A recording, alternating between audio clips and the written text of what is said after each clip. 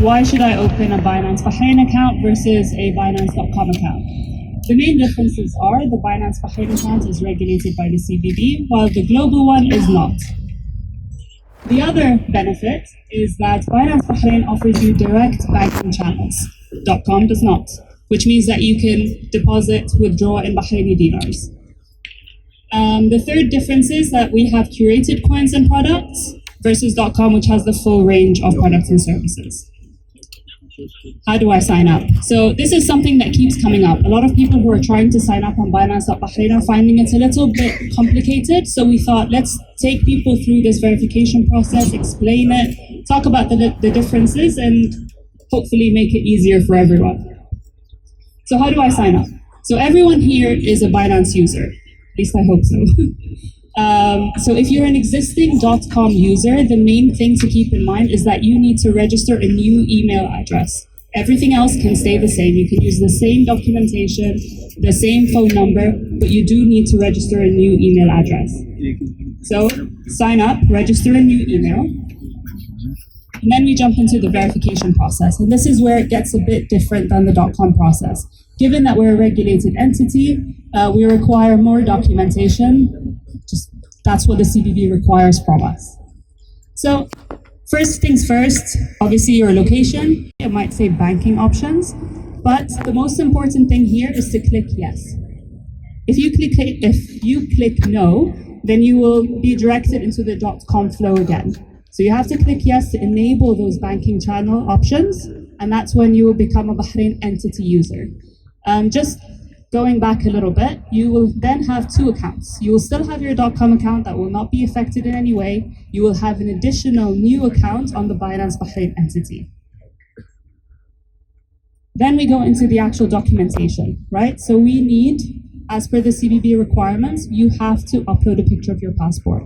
I say upload, but it's actually you have to take a photo of your physical passport. This cannot be a picture on a screen, it cannot be a printout that you take a photo of, it needs to be your actual passport that you take a photo of. You need to make sure it's clear, there's no glare, etc. We then require a second documentation, which is an ID. Personally, I would suggest use your driver's license, but you could also use your CPR. The reason I say driver's license is because you can then use it at the second stage where you have to do a proof of address. Again, make sure you take photos of the front and the back of the ID card. Make sure there's no glare. So once you submit that, you go into the face authentication. This is where that bot tells you to blink and nod and all sorts of crazy things. And then you go into the proof of address. Here, please make sure that whatever address you do right matches your proof of address that you're going to be submitting. So if it's a driver's license, just make sure you copy exactly what your driver's license says, and then you can upload it. So for a license, it's taking a photo again of your driver's license. If you're going to submit a second type of proof of address, it could be in the form of a utility bill or a bank statement. Make sure it's the official PDFs that are downloaded, not a screenshot of a printout or anything like that. So you need to get it from the bank or from your banking app, download like a statement and upload it as a PDF. Last part of the verification process, you'll get a question which is PEP declaration. So are you a politically exposed person? If you say no, easy flow. If you say yes, there's a few more questions that you have to answer.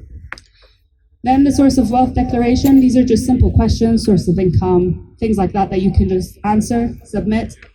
Hopefully you're done then. So then your account goes under review. It shouldn't take more than a maximum of 3 days for your account to then be verified. And then once you do that, you have access to basically your banking channels. You can deposit, withdraw in Bahraini dinars.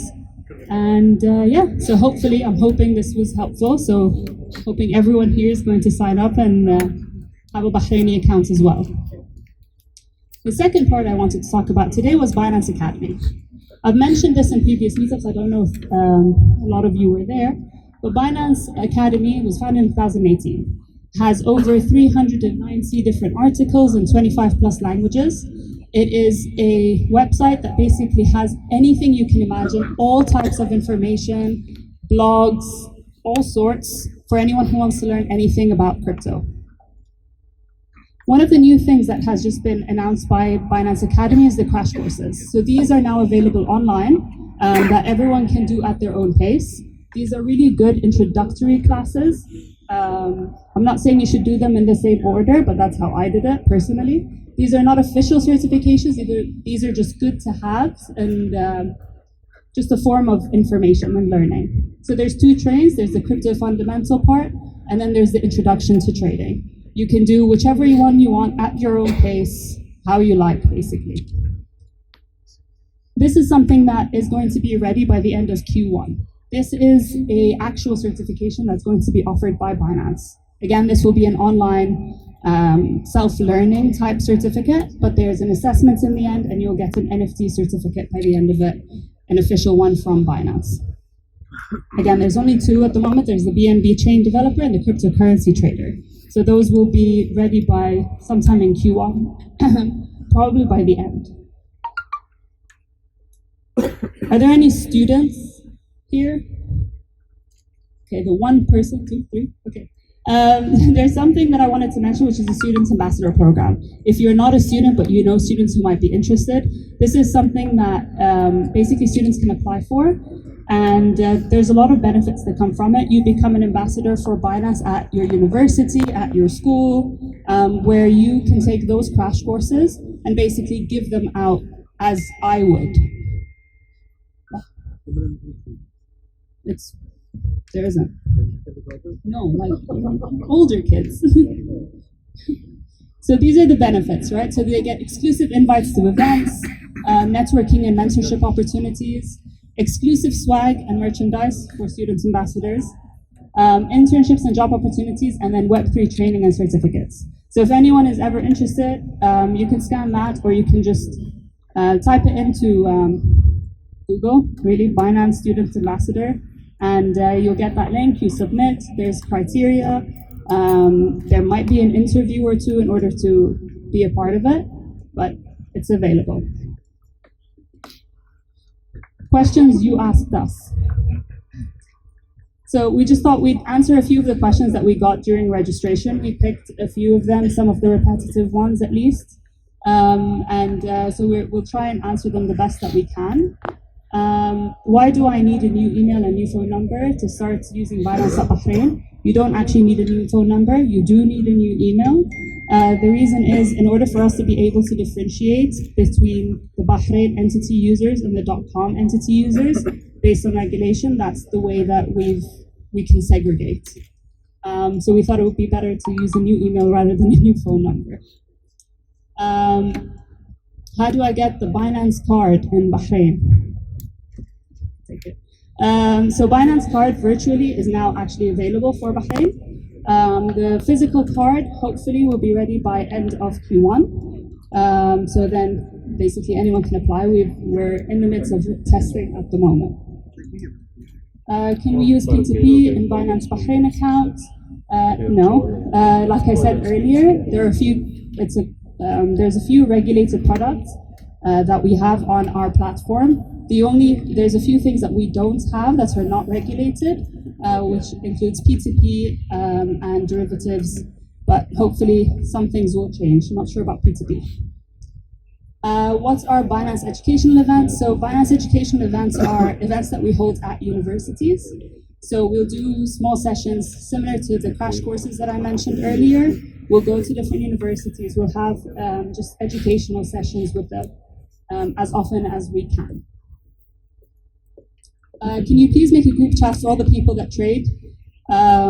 This is a good one because we already have a lot of channels. These are the two Telegram channels that we have for the MENA region. So there's the Binance Arabic one and Binance MENA English. So those are the two main Telegram groups that we use at the moment. There's also a global one, but these are the ones that are specific for our region. I'll give you some time.